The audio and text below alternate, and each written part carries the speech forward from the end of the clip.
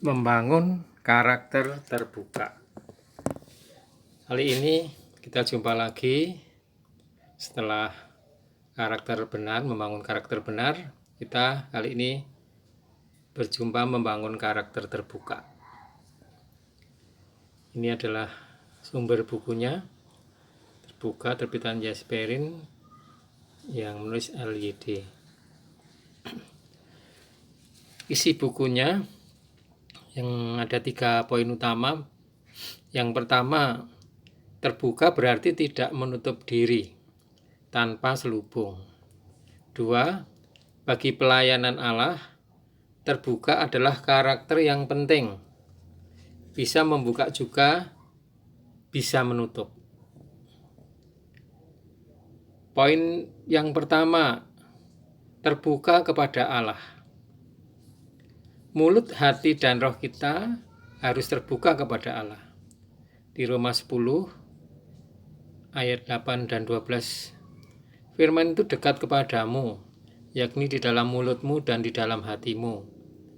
Tuhan murah hati kepada semua orang yang berseru kepadanya. 2 Korintus 3 ayat 16, tetapi apabila hati seseorang berbalik kepada Tuhan, maka selubung itu diambil dari orang itu. Berbalik kepada Tuhan berarti hati terbuka kepada Tuhan. Yang kedua, terbuka kepada manusia. Hati kami terbuka lebar-lebar bagi kamu, di Korintus 6 ayat 11. Di dalam pertemuan ibadah, pertemuan kaum beriman, kita wajib membuka mulut untuk menyuplai orang. Buka mulut ini bisa soal menyanyi, bisa soal ayat firman Tuhan, bisa soal yang lain. Kita pun wajib menerima suplai dari orang lain. Ketika orang lain membagi nikmat akan Tuhan, ya, nikmat firman Tuhan, mereka bersekutu atau berdoa, Anda wajib mengaminkan. Yang kedua, tentang pelayan Allah. Yesaya 50 ayat 4, setiap pagi ia mempertajam pendengaranku untuk mendengar seperti seorang murid. Jadi seorang pelayan Tuhan ini setiap pagi membuka telinganya untuk mendengarkan Tuhan. Terbuka itu mudah menerima. Jadi ada satu prinsip pekerjaan Roh Kudus itu, bila orang itu terbuka, maka Roh Kudus baru bisa bekerja. Terbuka baru bisa membantu orang lain. Seperti tersebut dalam Matius 13 ayat 12, yang mempunyai kepadanya akan diberi sehingga ia berkelimpahan. Yang tidak mempunyai akan diambil dari dia. Dalam gereja harus terbuka, saling bersekutu. Terbuka, jika kita terbuka baru bisa lincah secara rohani, segar, dan penuh kelimpahan Tuhan. Terbuka itu kita juga baru bisa berkoordinasi dengan orang lain, melakukan bersama-sama, bekerja sama. Juga kita akan terbangun. Brother Watchmeni mengatakan, orang yang diselamatkan namun tidak sudi membiarkan Allah meremukkan kepribadiannya, ya, ia akan menjadi tak berguna di dalam kehidupan gereja. Poin utama ketiga adalah bisa membuka juga bisa menutup. Maksudnya adalah kita punya karakter terbuka, artinya kita bisa tidak gengsi, minta bantuan pada orang lain bila kita membutuhkan. Demikian pula bila orang lain minta dibantu, kita bisa membantu. Nah, tertutup dalam hal ini maksudnya adalah kita tidak boleh sembarangan, ya. Kemudian kita akan tertutup yang bersifat pribadi.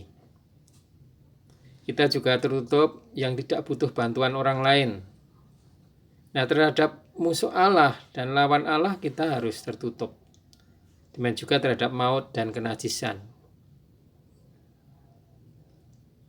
Kemudian kalau kehendak Allah mengendaki supaya kita tertutup, atau demi persekutuan kaum beriman kita harus tertutup mengenai sesuatu hal, kita harus tertutup.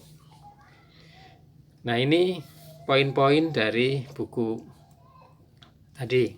Sekarang kita masuk persekutuan saya.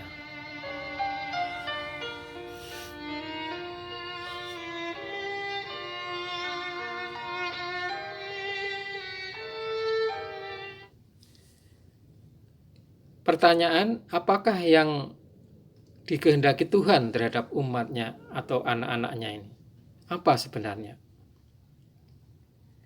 Yaitu Allah ingin supaya anak-anak Allah itu terbuka, tidak menutup diri terhadap Tuhan. Dia bisa setiap pagi hari ya membuka diri terhadap firman Tuhan. Dia juga bisa terbuka kepada hal-hal yang difirmankan Tuhan, yang dikehendaki Tuhan, tidak menutup diri. Nah, tujuannya ialah dengan kita berlatih terbuka ini, kita akan mendapatkan suplai ilahi.